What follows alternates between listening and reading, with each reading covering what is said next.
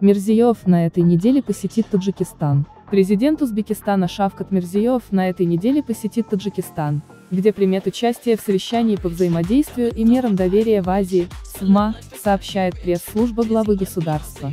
Президент Узбекистана Шавкат Мирзиёев примет участие больше, чем в совещании по взаимодействию и мерам доверия в Азии в Душанбе 15 июня, говорится в сообщении.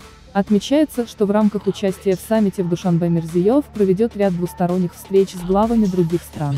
СВМА – межгосударственный форум, созданный по инициативе Казахстана в 1992 году. На площадке участники обсуждают решение и реализацию мер в области обеспечения безопасности на территории Азии. На сегодняшний день членами СВМА являются 27 государств. Таджикистан председательствует в организации в 2019-2020 годах. В пресс-службе президента Узбекистана добавили, что также Мирзиёев посетит на этой неделе Кыргызстан, где примет участие в саммите Шанхайской организации сотрудничества в Бишкеке.